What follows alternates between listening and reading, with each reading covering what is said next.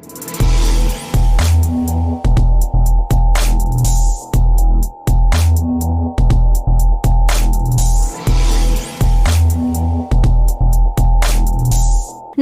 বন্ধুরা, সমাজ লিটিল ওয়ার্ল্ডের আরও একটি নতুন পর্বে আপনাদের সকলকে স্বাগত জানাই।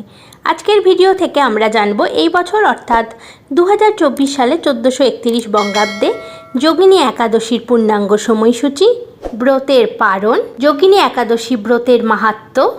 চলুন তাহলে ভিডিওটি শুরু করা যাক। আষাঢ় মাসের কৃষ্ণপক্ষের একাদশী তিথিতে যোগিনী একাদশী উপবাস পালন করা হয়। যোগিনী একাদশী ব্রত ভগবান বিষ্ণুর উদ্দেশ্যে রাখা হয়। বিষ্ণু মানব কল্যাণের জন্য শরীর থেকে পুরুষোত্তম মাসের একাদশী একত্রিত করে মোট 26টি একাদশী প্রকট করেন। কৃষ্ণ ও শুক্লপক্ষের এই একাদশীর গুণ অনুযায়ী তাদের নামকরণ করা হয়েছে। সমস্ত একাদশী নারায়ণের সমতুল্য ফল দিতে পারে। সমস্ত একাদশীর মধ্যে যোগিনী একাদশী ব্যক্তিকে তাদের সমস্ত অপযশ, চর্মরোগ থেকে মুক্ত করে এবং জীবনে সফল করে তুলতে সাহায্য করে। এই উপবাস তার পূর্ণ প্রভাবের জন্য 3 জগতেই বিখ্যাত।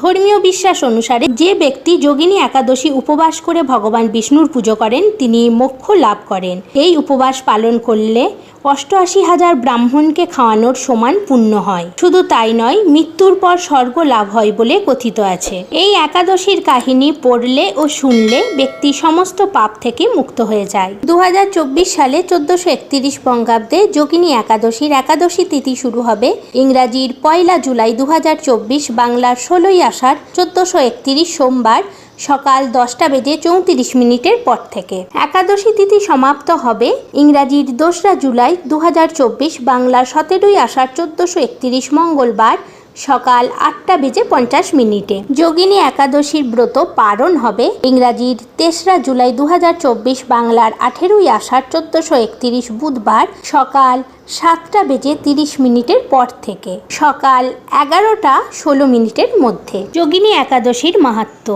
ব্রহ্মবৈবর্ত পুরাণে আষাঢ় মাসের কৃষ্ণপক্ষের একাদশী ব্রত মাহাত্ম্য যুধিষ্ঠির শ্রীকৃষ্ণ সংবাদে বর্ণিত আছে। যুধিষ্ঠির বললেন, হে বাসুদেব, আষাঢ় মাসের কৃষ্ণপক্ষের একাদশী ব্রত মাহাত্ম্য কৃপাপূর্বক আমার কাছে বর্ণনা করুন। শ্রীকৃষ্ণ বললেন, হে মহারাজ, সকল পাপবিনাশিনী ও মুক্তিপ্রদ এই উত্তম ব্রতের কথা বলছি, আপনি শ্রবণ করুন। আষাঢ় মাসের কৃষ্ণপক্ষের একাদশী যোগিনী একাদশী নামে পরিচিত। মহাপাপ বিনাশকারী এই তিথি ভবসাগরে পতিত মানুষের উদ্ধার লাভের একমাত্র নৌকাস্বরূপ। ব্রত পালনকারীদের পক্ষে এটি সর্বশ্রেষ্ঠ ব্রত বলে প্রসিদ্ধ। এই প্রসঙ্গে আপনাকে একটি পবিত্র পৌরাণিক কাহিনী বলছি। অলকানগরে শিবভক্ত পরায়ণ কুবের নামে এক রাজা ছিল। তিনি প্রত্যহ শিব পূজা করতেন। তার হেমমালী নামে একজন মালী ছিল। প্রতিদিন শিব পূজার জন্য মানস সরোবর থেকে সে ফুল তুলে যক্ষরাজ কুবেরকে দিত। বিশালাক্ষী নামে হেমমালীর এক পরমা রূপবতী পত্নী ছিল। সে তার সুন্দরী পত্নীর প্রতি অত্যন্ত আসক্ত ছিল। একদিন সে তার স্ত্রীর প্রতি কামাসক্ত হয়ে পড়ল। রাজভবনে যাওয়ার কথাও ভুলে গেল।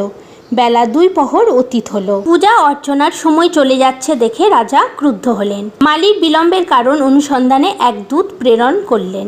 দূত এসে রাজাকে বলল সে গৃহে স্ত্রীর সাথে আনন্দে মত্ত। দূতের কথা শুনে কুবের রেগে তখনই মালিকে তার সামনে হাজির করতে আদেশ দিল। এদিকে মালি পূজার সময় অতিবাহিত হয়েছে বুঝতে পেরে অত্যন্ত ভয় পেল। তাই স্নান না করেই সে রাজার কাছে উপস্থিত হলো। তাকে দেখা মাত্র রাজা ক্রোধবশে চোখ রাঙিয়ে বললেন, রে পাপিষ্ঠ দুরাচার, তুই দেব পূজার পুষ্প আনতে অবজ্ঞা করেছিস, তাই আমি তোকে অভিশাপ দিচ্ছি। তুই শ্বেত কুষ্ঠগ্রস্ত হয়ে যা এবং তোর প্রিয়তমা ভার্যার সাথে তোর চিরবিয়োগ সংগঠিত হোক। রে নীচ, তুই এমনি এই স্থান থেকে ভ্রষ্ট হয়ে অধোগতি লাভ কর। ভোগ করতে লাগলো। কুবেরের এই অভিশাপে হেমমালী তার পত্নীর সাথে স্বর্গভ্রষ্ট হয়ে দীর্ঘকাল যাবৎ রোগের যন্ত্রণার দিন অথবা রাত্রে কখনোই সে সুখ পেত না। এভাবে শীত গ্রীষ্মে প্রচণ্ড বেদনায় বহু কষ্টে সে জীবনযাপন করতে লাগলো। কিন্তু দীর্ঘদিন মহাদেবের পূজা অর্চনার ফুল সংগ্রহের স্বীকৃতির ফলে সে শাপগ্রস্ত হয়ে বৈষ্ণব শ্রেষ্ঠ শিবের বিস্মরণ কখনো হয়নি। একদিন হেমমালী ভ্রমণ করতে করতে হিমালয়ে শ্রী মার্কণ্ডেয় ঋষির আশ্রমে উপস্থিত হন। কুষ্ঠরোগে পীড়িত সপত্নী হেমমালীকে দর্শন করে শ্রী মার্কণ্ডেয় তাকে জিজ্ঞাসা করলেন, তুমি কার অভিশাপে এই রকম নিন্দনীয় কুষ্ঠরোগগ্রস্ত হয়েছ? সে উত্তর দিল, হে মুনিবর, রাজা ধন কুবেরের আমি ভৃত্য ছিলাম। আমার নাম হেমমালী। আমি প্রত্যহ মানস সরোবর থেকে ফুল তুলে শিব পুজোর জন্য রাজাকে দিতাম। কিন্তু দুর্ভাগ্যক্রমে একদিন স্ত্রীর মনোরঞ্জন হেতু কামাসক্ত হওয়ায় সেই ফুল দিতে বিলম্ব হয়। রাজার অভিশাপে এই রকম দুর্দশাগ্রস্ত হয়েছি। পরোপকারী সাধুগণের স্বাভাবিক কর্ম।